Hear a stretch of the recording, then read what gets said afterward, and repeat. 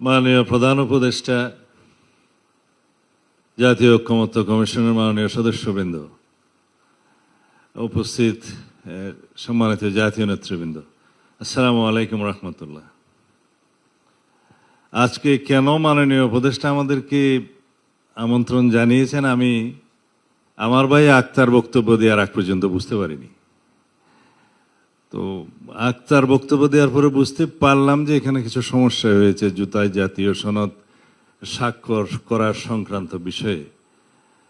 তারপরে সেই বক্তব্যটা জামায়াত ইসলামের নেতা জনাব আকন্দ সাহেব যেটা কোরোবোরেট করলেন, তাতে করে এটা সমৃদ্ধ হয়েছে। তার আগ পর্যন্ত যে সমস্ত নেতৃবৃন্দ বক্তব্য দিয়েছেন তাতে আমার মনে হয়েছে যে জুলাই জাতীয় সনদ স্বাক্ষরের আগে এটা একটা ওয়ার্ম আপ প্রোগ্রাম। মাননীয় প্রধান উপদেষ্টা আশ্বস্ত হতে চেয়েছেন যে কিভাবে এটা স্বাক্ষর অনুষ্ঠান হবে সাকসেসফুলি ইত্যাদি। যেহেতু মাননীয় প্রধান উপদেষ্টা প্রারম্ভিক স্বাগত বক্তব্য দেন নাই, সেই জন্য এগুলো বুঝতে অপেক্ষা করতে হয়েছে। আশা করি আপনার বক্তব্যের মধ্য দিয়ে আমরা আরো বেশি আশ্বস্ত হব।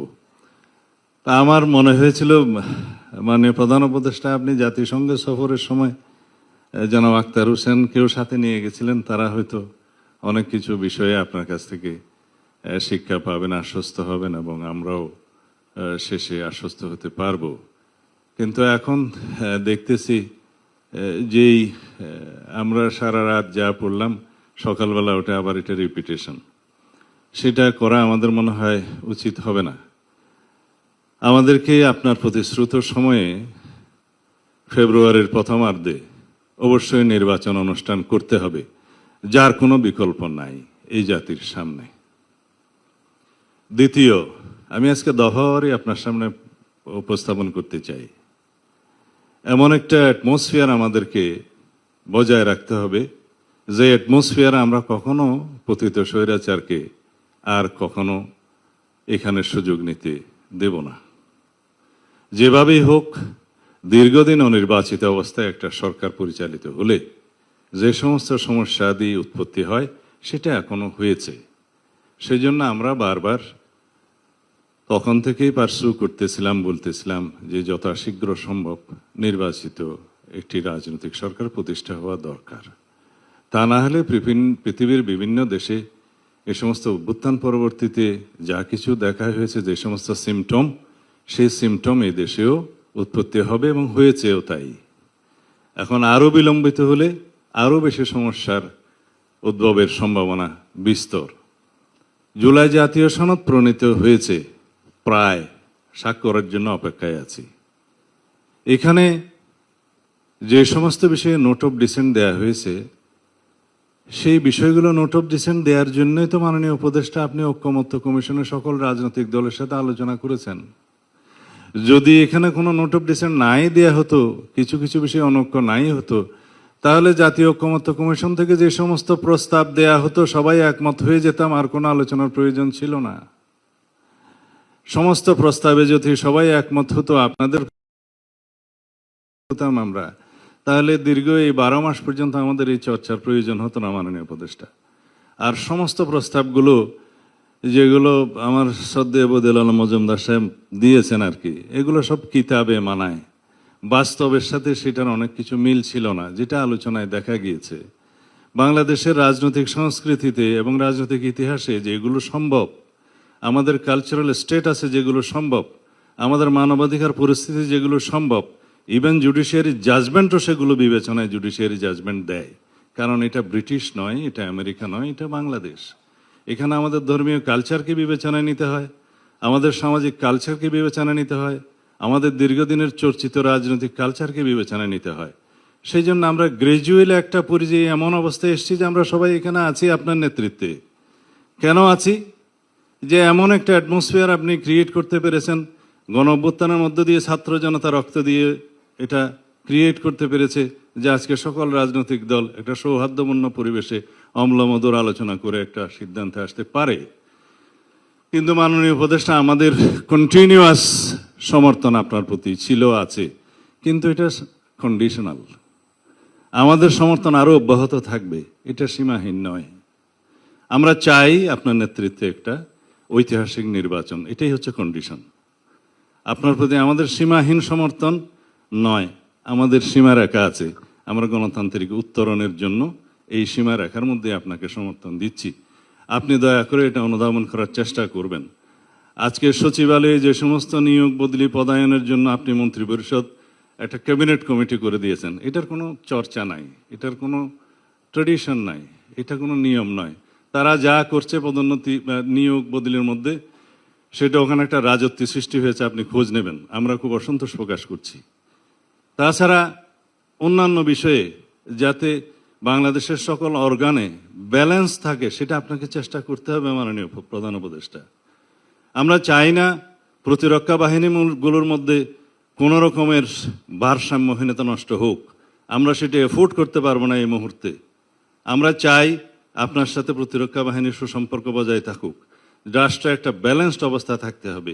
আমরা নির্বাচনকে সামনে রেখে কোনো রকমের ঝুঁকির মধ্যে আমরা যেতে চাই না, যেতে পারবো না, সেটা আমরা এফোর্ড করতে পারবো না। পতিত স্বৈরাচার এবং তাদের দোসর একটি দেশ এই সুযোগ নেয়ার জন্য বসে থাকবে। সুতরাং আমাদেরকে একদম অতি বিপ্লবী হলেও চলবে না, আমাদেরকে বাস্তবতার নিরিখে আমাদের পদক্ষেপটা দিতে হবে। আমি যারা নোট অফ ডিসেন্টের বিষয়ে কথা বলছে তাদের উদ্দেশ্যে বলছি যে নোট অফ ডিসেন্ট যেগুলো দেওয়া হয়েছে, এগুলোর স্বাধীনতা তো আপনারাই দিয়েছেন আলাপ আলোচনার মধ্য দিয়ে, এবং এখানে আমরা একত্রিত হয়েছিলাম যে আমরা সবাই আলোচনা করব এভাবেই যে আমরা মাননীয় প্রধান উপদেষ্টা প্রথম দিন থেকে যেটা বলেছে যে রাজনৈতিক দলসমূহ যে সমস্ত বিষয়ে ঐক্যমত্য পোষণ করতে পারবে সেগুলো সংকলিত হয়ে সে একটা জাতীয় সনদ হবে, এবং এই জাতীয় সনদটা পরবর্তী নির্বাচিত পার্লামেন্টে বাস্তবায়িত হবে। তার আগ পর্যন্ত এই সরকারের হাতে যেগুলো করার ক্ষমতা থাকবে অর্ডিন্যান্স জারির মধ্য দিয়ে বা নির্বাহী আদেশের মধ্য দিয়ে, সেগুলো বাস্তবায়িত ইতিমধ্যেই হবে এবং হচ্ছে প্রতিনিয়ত। সুতরাং একটা সংসদ অতি অবশ্যই জরুরি সেগুলো বাস্তবায়নের জন্য। এখন কেউ বলছে এই সংসদকে কনস্টিটিউয়েন্ট পাওয়ার দিতে হবে, সেই জন্য অনেক কষ্ট করে একটা পদ্ধতি বের করেছে বহুদিনের ব্রেইন স্টর্মিং এর মধ্য দিয়ে। সেটা কি হতে পারে? সোভারেইন অথরিটির ডিরাইভ করবে সোভারেইন অথরিটি থেকে সেই কনস্টিটিউয়েন্ট পাওয়ার, কিন্তু সেই পার্লামেন্টকে আমরা কনস্টিটিউয়েন্ট অ্যাসেম্বলি বলছি না, সাধারণ জাতীয় সংসদ নির্বাচন হচ্ছে সেটা। কিন্তু পাওয়ারটা থাকতেছে যদি আমরা একই সাথে গণভোটের মধ্য দিয়ে কনস্টিটিউয়েন্ট পাওয়ার যারা দিতে পারে আর্টিকেল 7 অনুসারে সেই জনগণের, তারা রিপাবলিকের সর্বময় ক্ষমতার মালিক, তাদের পক্ষ থেকে যখন সেটা কনসেন্ট আসবে তখন সেটা কনস্টিটিউয়েন্ট পাওয়ার হচ্ছে, এবং সেই কনস্টিটিউয়েন্ট পাওয়ারের অনুবলে আমরা সেগুলো করতে বাধ্য হব। যারা পার্লামেন্টে যাবে তাদের উপরে ইম্পোজ করা হচ্ছে, কেউ এদিক থেকে নড়তে পারবে না।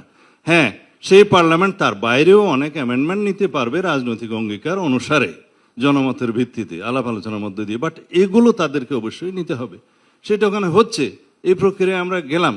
এখন একটা জাতীয় সংসদ নির্বাচনের 4 মাস বাকি, তার মধ্যে 2 মাস আগে তফসিল ঘোষণা করতে হবে, তার আগে থাকে 1.5-2 মাস। সেই সময়ের মধ্যে আরেকটা বিশাল আয়োজন জাতীয় সংসদের মধ্যে আয়োজন করা মাননীয় উপদেষ্টা বাংলাদেশের প্রেক্ষিতে সেটা কতটুকু বাস্তবায়ন এবং ফলাফলে কি?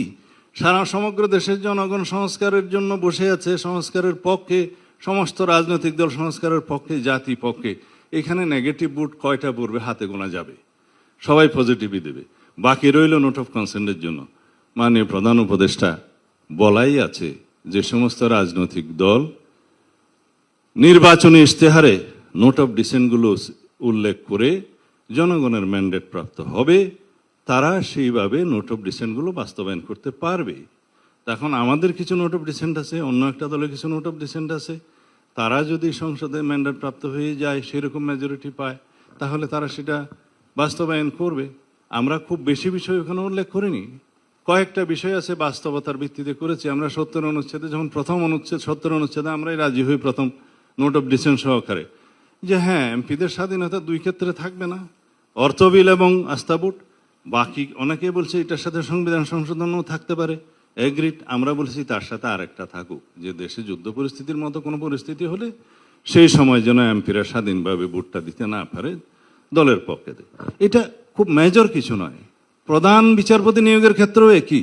কেউ বলেছে আপিলেট ডিভিশন থেকে নিয়োগ করতে হবে, সেটা একটা ডেভেলপমেন্ট। আগে সেই বাধ্যবাধকতা ছিল না, যে কাউকে বানানো যেত। আমরা বলেছি এটা এগ্রিড, কিন্তু 2 জনের অপশনটা প্রেসিডেন্টের হাতে থাকা এই জন্যই ভালো, যে হঠাৎ করে যদি কেউ সিনহার মতো লোক এসে যায়, সেই ক্ষেত্রে একটা অসুবিধায় পড়তে হবে জাতিকে। কারণ যে সমস্ত রিক্রুটমেন্ট হয়েছে জুডিশিয়ারিতে, আপনারা সবাই জানেন যে আরো 15 বছর লাগবে এগুলো ক্লিন আপ হইতে। তো সুতরাং একটা অপশন থাকলো, এগুলোই নোট অফ ডিসেন্ট, ছোটখাটো। আমরা বলেছি আমরা দ্বিতীয় চেম্বার চাই, আপার হাউস চাই, 100 সদস্যের চাই, কিন্তু সেই নিয়োগ প্রক্রিয়া বা মনোনয়ন প্রক্রিয়া বা নির্বাচন প্রক্রিয়া নিয়ে একটু নোট অফ ডিসেন্ট আছে, 2 রকম প্রক্রিয়া আছে। এগুলোই সামান্য নোট অফ ডিসেন্ট। এখন যদি প্রতিটা প্রশ্ন গণভোটে আসে, সেই গণভোট একটা অসংখ্য প্রশ্নাবলীর একটা সংকলিত বই হয়ে যাবে, আর ব্যালট থাকবে না। সেই জন্য আমরা বলছি যে জাতীয় সনদটা যেভাবে প্রণীত হয়েছে আমরা সবাই সেভাবে স্বাক্ষর করি, করার পরে সেটা পাবলিশ হবে, ওয়েবসাইটে যাবে, সরকার পাবলিশ করবে, ইলেকশন কমিশন পাবলিশ করবে, সমস্ত নির্বাচিত সমস্ত রাজনৈতিক দলগুলো তাদের ইশতেহারে দিবে, জনগণ অবহিত হবে। ইন টোটাল একটা গণভোট হবে যে এই জুলাই জাতীয় সনদের পক্ষে আপনারা আছেন কি নাই, হ্যাঁ অথবা না বলুন, ছোট্ট একটা ব্যালট। এই একটা মাত্র কোয়েশ্চেন। এখন যদি এই জুলাই মানে গণভোটটা যদি আগে হবে না পরে হবে, এটা তো ঘটনা একই। এটা তাল দপ করিয়া পড়িল না পড়িয়া দপ করিল, কথাতে কি এটা হ্যাঁ বলবে অথবা না বলবে। এখন যদি একই দিনে একটা ছোট্ট ব্যালটে গণভোট হয়, সেটা আমাদের জন্য সবচেয়ে সুবিধাজনক এবং আলাদা ব্যয়বহুল হবে না, আলাদা ম্যান পাওয়ার অ্যারেঞ্জমেন্ট করতে হবে না, আলাদা নির্বাচনী বাক্স হবে না, আলাদা বুথ সেন্টার হবে না এবং সমস্ত জনবল হবে না, অনেক কিছুই হবে না আরেকটা নির্বাচনের মতো। আমরা মনে করি যারা আগে গণভোট অনুষ্ঠানের জন্য পার্শ্ব করছে সেটা অবশ্যই তাদের অধিকার আছে, কিন্তু এটা কতটা যৌক্তিক আপনারা সবাই একটু চিন্তা করে দেখবেন। এবং আমরা মনে করি সেটা নির্বাচন বিলম্বিত করার একটা প্রয়াসও হয়তো বা হতে পারে, আমাদের কাছে তাই মনে হয়। তো সুতরাং আমরা একটা সমাধানে যাই, মাননীয় প্রধান উপদেষ্টা। আমরা আরো অনেক কিছু বিষয় এখানে বলতে পারতাম, কিন্তু আমি লিমিটেড থাকতে চাই। আজকে জুলাই জাতীয় সনদ স্বাক্ষরের অনুষ্ঠানকে কেন্দ্র করে আর অনেক বিষয়ে বলতে চাইলেও আজকে বলবো না, কিন্তু সার্বিক বিবেচনায় আমরা মনে করি আমরা আজকে ঐক্যবদ্ধ হয়েছি, সবাইকে নিয়ে আমরা একসাথে বসছি। আমাদের মধ্যে অনেক তর্ক বিতর্ক হয়েছে, অম্লমন্দুর অনেক তর্ক হয়েছে, শেষ পর্যন্ত আমরা একটা কনক্লুশনে আসতে পেরেছি এবং আমরা সেটা প্রণয়ন করেছি। আজকে এসে যদি আবার সকালবেলা যেভাবে শুনলাম যে অঙ্গীকারনামার ওই দফাটা থাকলে অমুক অমুক পার্টি স্বাক্ষর করবে না, তাহলে কি করতে হবে? এটা দফাওয়ারি জায়গায় সব লিখতে হবে যে কি কি আছে নোট অফ ডিসেন্ট। ঠিক আছে, লিখুন। দফাওয়ারি জায়গার বিপরীতে যদি আপনি লিখতে চান, আপনার পৃষ্ঠা 40টা না হয়ে হয়তো 50টাতে উপনীত হবে, কারণ প্রত্যেকটার পিছে পিছে এক একটা প্যারাগ্রাফ আপনাকে একই কথাগুলো লিখতে হবে। কিন্তু অঙ্গীকারনামায় থাকলে সেটা লিখতে হতো না। সেকেন্ডলি আসলো গণভোট আগে না পরে, সেটা তো এখানে জুলাই জাতীয় সনদের অন্তর্ভুক্ত কোনো বিষয় নয়। জুলাই জাতীয় সনদ হচ্ছে একটা সনদ, সেটা স্বাক্ষরিত হবে। বাস্তবায়নের জন্য সুপারিশ যেটা করবেন সেটা জাতীয় ঐকমত্য পরিষদ কমিশন সরকারের কাছে রিকমেন্ডেশনস দিবে যে এই প্রক্রিয়ার মধ্য দিয়ে এটা বাস্তবায়ন করা যায়। It is not part of the charter. July জাতীয় সনদের অংশ সেটা নয়। এটা নিয়ে আলাদাভাবে আপনারা কথা বলতে পারেন। তো বাকি রইল এখন আমরা কিভাবে জাতির সামনে এই জিনিসটা উপস্থাপন করতে পারি, সেটার বিষয়ে আপনারা যদি আমাদের এই সমস্ত আলাপ আলোচনার প্রেক্ষিতে সন্তুষ্ট না হন, মাননীয় প্রধান উপদেষ্টা আপনি আজকে বলতে পারেন যে আপনার সিদ্ধান্ত কি। আমরা সবসময় আপনার সিদ্ধান্তের প্রতি সবসময় শ্রদ্ধাশীল। আশা করি আপনি জাতির ঐক্যের প্রতীক হিসাবে এবং বিশ্বের একজন বরেণ্য ব্যক্তিত্ব হিসাবে আপনি আপনার সিদ্ধান্তটা প্রকাশ করবেন। আমরা 17 তারিখে 4টার সময় জুলাই জাতীয় সনদে স্বাক্ষর করার জন্য প্রস্তুত আছি এবং আশা করি যেভাবে আমরা একত্রিত হয়েছি, একমত হয়েছি, চার্টারে আমরা with note of dissent clearly আমরা আটার করি, সেইভাবে আমরা সেটা দস্তখত করি, তাহলে পরে আমরা বিশ্বের কাছে একটা নজির স্থাপন করতে পারবো। আপনাদের সবাইকে ধন্যবাদ। আমার বক্তৃতা মনে হয় একটু লম্বা হয়ে গেছে, ক্ষমা করবেন।